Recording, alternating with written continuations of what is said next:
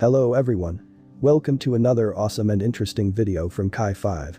This is the horrifyingly true story of Natsumi Tsuji, a genius girl with an IQ of 140 who slit her classmate's throat when she was 11 years old because she called her fat and pretentious. The crime shocked Japan and rest of the world. A girl with excellent grades and an IQ of 140 had murdered her friend at school. The press called her Nevada Tan, and investigators looked into what drove her to such horror. Over time, the world came to know about the girl's obsession with horror movies, the hoax she planned for the crime, and the viral gory photos of the crime. And eventually, Natsumi Tsuji became a macabre teen icon in Japan. Chapter 1: The Crime Scene. The fateful day was a Tuesday, June 1, 2004. It would be unlike any other Tuesday at Akubo Elementary School in Sasebo, Nagasaki, Japan. Natsumi Tsuji, then 11 years old, invited her close friend Satomi Midori, then 12 years old, into an empty classroom at lunchtime. Natsumi wanted to teach Satomi a new, very entertaining game. Natsumi guided Satomi.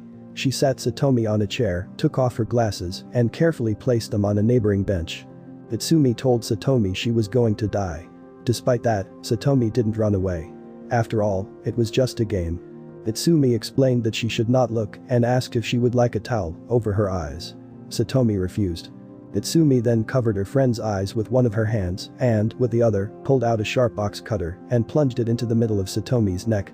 With her throat slit open, Satomi had no voice to call for help and was unable to defend herself. Natsumi continued to unleash her rage and slashed both of Satomi's wrists. Satomi lay on the floor of the empty classroom, agonizing in total silence. Satomi's assassin calmly left and walked towards her classroom. On the way, she had to descend a staircase. Several students saw her descending the steps with blood on her clothes and her gray overalls. One of them took out his mobile phone and captured several images. One of these pictures, or an imitation of Natsumi, goes around the world. Natsumi walked on impassively and entered her classroom. The surprise, upon seeing her bloodied, was widespread.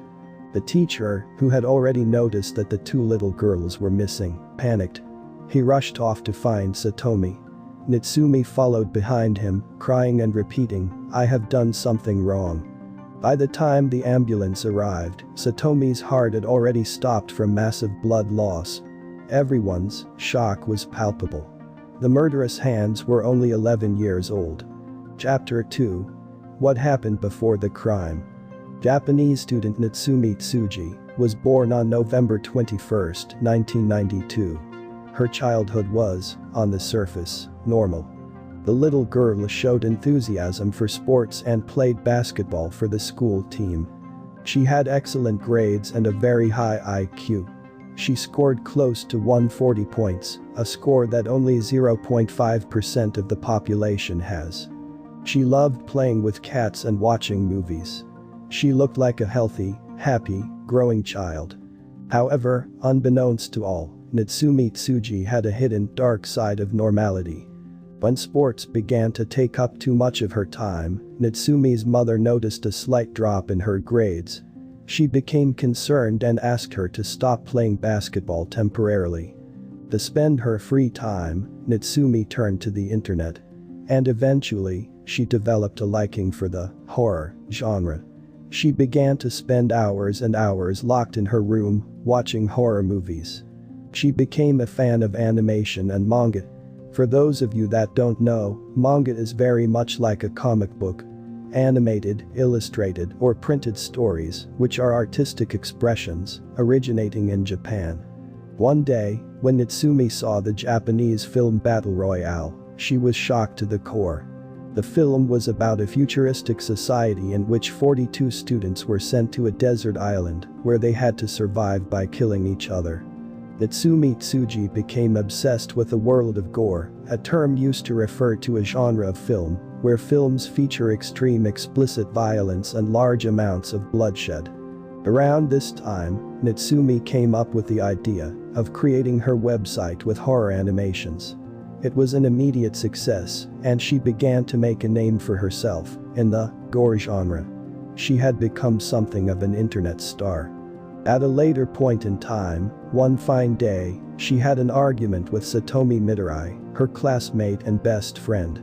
Satomi told her that she was much more popular than her and then posted a message on Natsumi's website calling her fat and pretentious.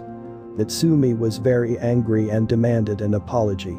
Satomi paid no attention to her friend's anger and unwittingly became the focus of her growing rage. Natsumi, who had later taken up basketball again, gave it up again. This time it was of her own free will. Her school grades again began to drop. In her diary, Natsumi wrote, "I don't really like playing with my friends." Natsumi soon became aggressive towards her classmates and her family. She kicked boys of her age and pushed them hard against walls. While this was happening at school, back home, she continued with her blog/website dedicated to the horror genre.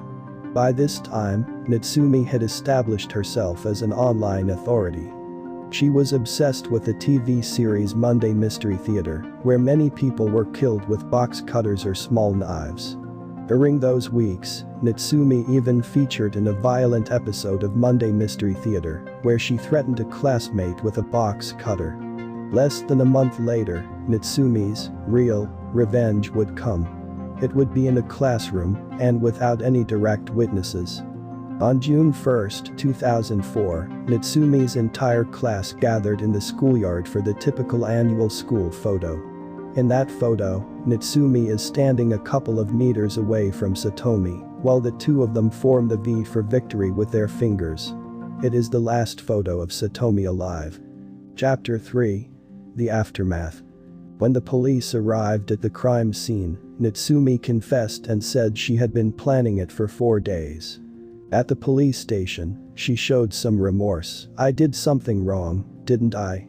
I'm sorry, I'm so sorry," she vocalized as she cried. She spent the night at the police station. She whimpered and refused to eat. In the end, she accepted some bread and juice.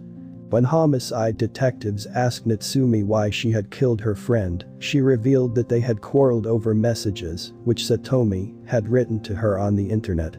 Chapter 4. Why and how was Natsumi's name revealed? Because Japanese law prohibits the publication of minors' names involved in crimes, the girl's real name did not appear in the press at first, and she was simply called Girl. Later, after the inscription on her overalls in her last school photo, the media renamed her Nevada.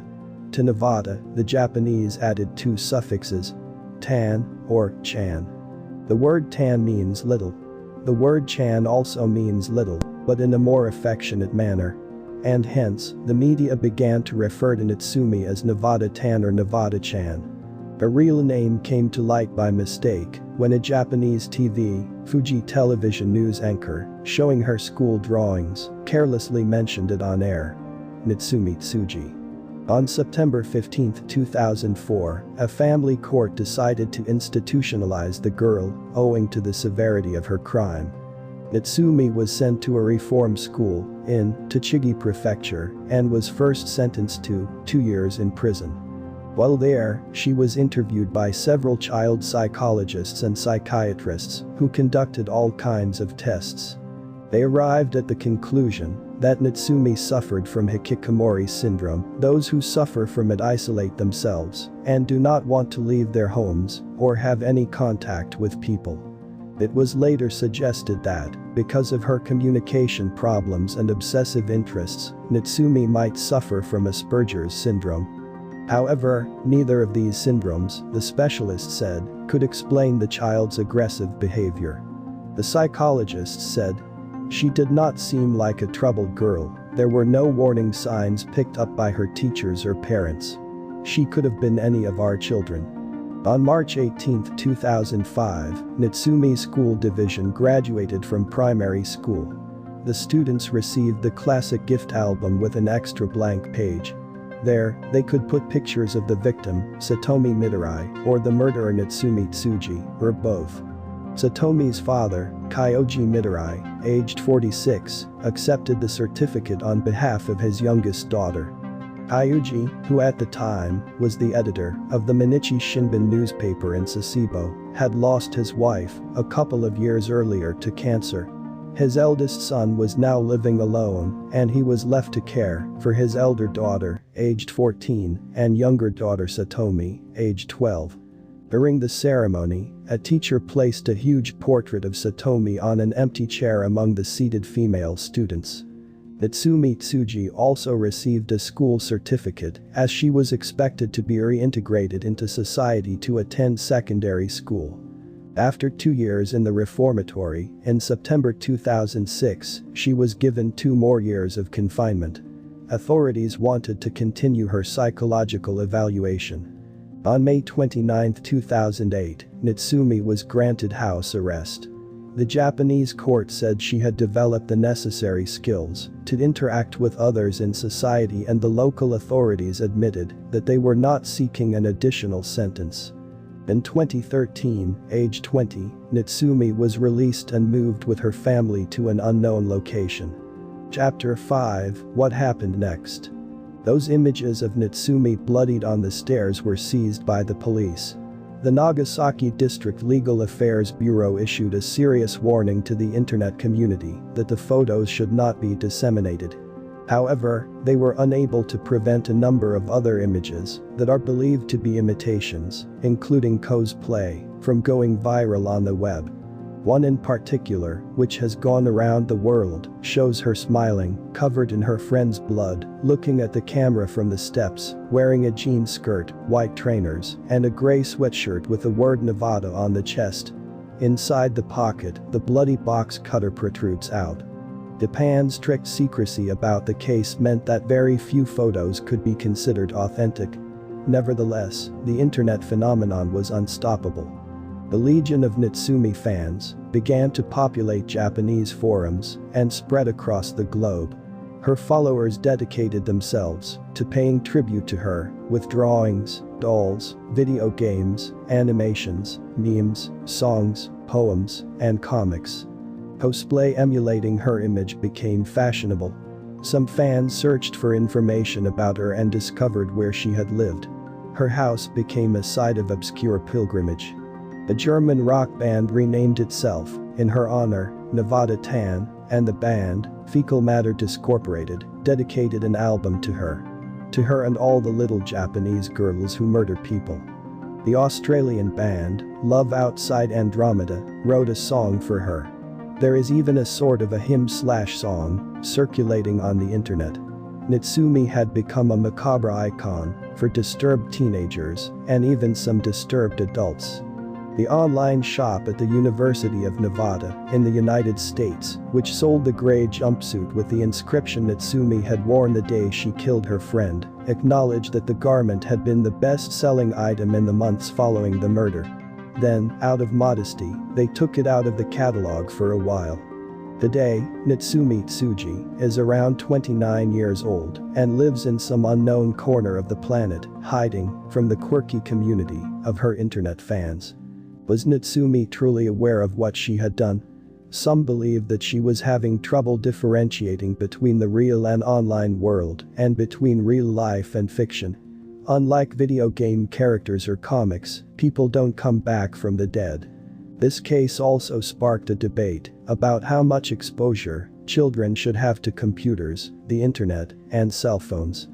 Whether it was the influence of violent comics and movies, pressure from her parents, excessive use of computers and the internet, the distasteful comments she received, or Natsumi Tsuji's own internal struggles and possible mental illness, we will never truly know what made an 11-year-old Japanese girl wearing a Nevada sweatshirt to brutally take her friend's life.